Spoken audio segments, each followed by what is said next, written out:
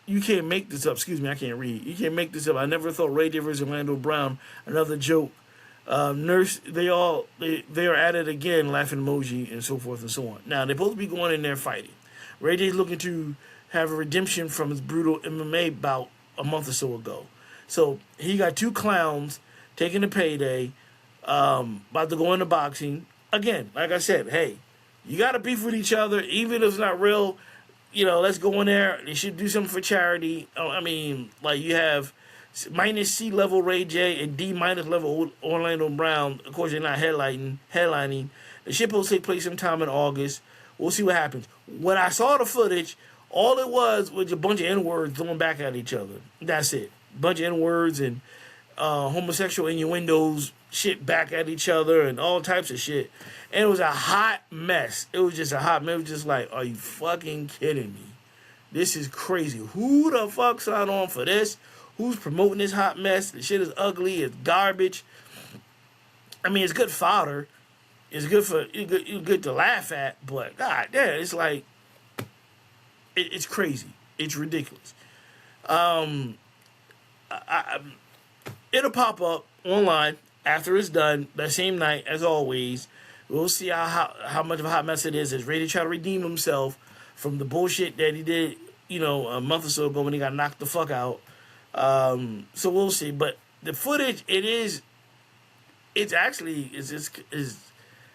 hard to watch because it's just vulgar and N-word and just like, what the fuck is this coming from? And it's just like two clowns just embarrassing themselves and families and friends alike. It's ridiculous. It's good for the laughter though. We'll see what happens if Ray J can redeem himself, or Orlando will knock his ass out, or vice versa, or they both just look bad and knock each other out. Who knows? Yeah, I'm not paying money for that. I'll just wait till it comes online, watch the clips, and talk about it on the show. Yeah. All right. Let's see. I have. All right. T.I. reveals the real reason why he's retiring from rap at 45. Quote, feel like this is it. After decades in the rap game, T.I. is throwing in the towel following the release of his latest and final album, Kill the King. That said, the Atlanta-born artist actually took a step back a while ago. Quote, so I've been living a retired life for some time, probably since the pandemic, the star 45, who's 45 years old, told People's Magazine. I just kind of got used to being home and being around, and I just didn't want to do so much, for the lack of better words, work. Still, he felt like he owed the world one last offering. Quote, I don't think that I could just disappear all of a sudden and nobody know why. I've never put nothing together again. Excuse me. Meaning put the album together. So he said, I think that to have a project and say, hey man, this is it. Thank you for all the love and support. I'll catch y'all on the flip side, which is Kill the King. For the self-proclaimed king of the South, who released numerous chart toppers like Whatever You Like and like Live Your Life featuring Rihanna since he entered the industry as a teen, the last album was something he always had in mind. So he continued, I consulted with many of my respected predecessors when I decided I would present myself to the world as the king of the South. He says, to start his career, I asked them how they felt about it and asked them for their blessings, and they gave it to me. But Big Boy gave me another piece of the game that I didn't really understand until later. He continued, the Outkast rapper, Big Boy said, just understand, you're going to put a bullseye on your back. You're going to put a bullseye on your back, and ain't nobody going to be looking to do no favors for you. He said, chess is a game of life. The game of the game in chess is to kill the king. At that moment, I knew that would be the title of my last album. More recently, T.I. knew that his Pharrell-produced single, Let 'Em Know, would be a hit. I knew it was going to go. I just didn't know how fast and how far, he said, of the song that hit #1 Billboard hip-hop and R&B charts. He adds that working with Pharrell on the yacht in the middle of the Atlantic Ocean, that's where he recorded the record, but it can happen anywhere. I mean, the things I write are inspired by my life experiences, memories, interactions, and epiphanies. What's interesting, sometimes, and it goes back to age limits in hip-hop. I don't think it's that. I think sometimes if you've been in it, like I said, since he was a teen, it's nothing else to talk about. Like, when you're done, you're done. There's nothing else to, like, all right, I said it. I have nothing else I want to say. It's not in me anymore. I've been in it since I was a teen. That's like maybe 30-something years. 20, at least like 30-something, 20-something, whatever. And sometimes you just don't have it in you, musically. You just don't. Andre 3000, perfect example. He's like, I want to play the flute. I have nothing else to say. It's not in me anymore.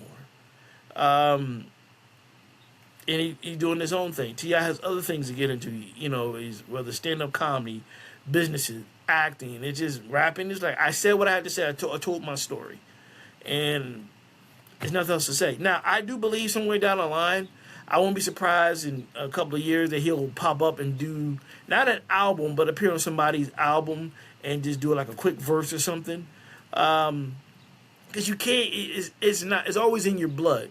It's always in your blood. I wouldn't be surprised if he do what Jay-Z do in a couple of years and celebrate an album and do a couple of shows in Atlanta just to to celebrate his legacy and where he's at in the hip hop game. It's always in your blood, no matter what. You may, because you stop doing them and you don't love it, it's maybe like, I just need a break. I don't have nothing to say anymore. There's nothing to talk about. Let's do something else. But I wouldn't be surprised in a couple of years he pops up. And that's cool, man. Like I said, it's okay to step away. There's no age limit on art. You know what I mean? Just sometimes you just don't have nothing to say. Whether you're singing or whether you're playing an instrument, it's like, I don't feel like doing it. Like, I've been doing it for so long. Sometimes it's time for a change. It's time to move on. Time to close that chapter, close that book, move on to something new and something better. And I think that's what he's doing. You know what I'm saying? And we got his hits for a long time, and I don't think it's the last we heard from him. I really don't think so at all. I really don't think that's the last. But you just step away, and it's time. And it might be album-wise, I think he's done, but I don't think he's done like rapping all together. Again, I would not be surprised in a year or two or more, he pops up somebody's verse, like here and there, just pop up somebody's verse, make a surprise at somebody's concert or whatever, but not put a full album together. You know what I mean? So I think he's done album-wise, like putting a whole album together, but I don't think he's done all together rapping. Again, he might not do it immediately, but somewhere down the line, he might pop up and do a surprise verse on somebody. You know what I mean? So it happens. A lot of people, I think Jay does it from time to time. M does it or whatever.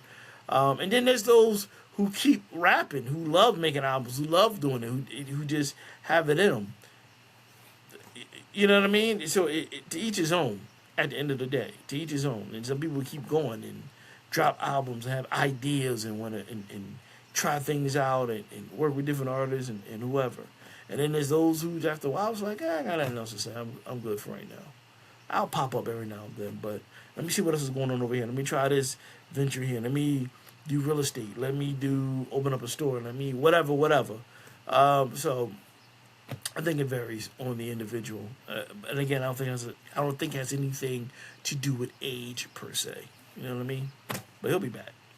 And I will be back, Lord willing, next week for another episode of Who is Kyle Graham. Remember, as always, press the subscribe button or any of the platforms that you're watching or listening to me on, whether it's YouTube, Spotify, Amazon, Apple Podcasts, Deezer, iHeartRadio, Who is Kyle Graham Podcast.riverside.com. Press the subscribe button. Make your comments, get the algorithms up, let everybody know, pass the word around about Who is Kyle Graham podcast. Get at me on Instagram. Find me on Facebook. Just look it up. You know what I'm saying? And even look me up on X. I don't do nothing but, shout me out. You know what I'm saying? At me. Let me know what's going on. Till then, ladies and gentlemen, boys and girls, small dogs that bark and wake you up in the morning. Have a good week. And like I always say, stay positive, keep focused. Try to keep positive people around you. And I know at times may be hard and friends are few. Just believe whatever higher power you believe in. Believe with faith and what have you. And just look forward, not behind you.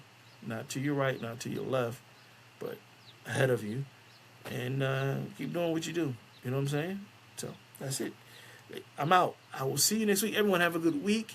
Have fun. Be safe. And I'll see you for another edition of Who is Kyle Graham podcast. I'm out.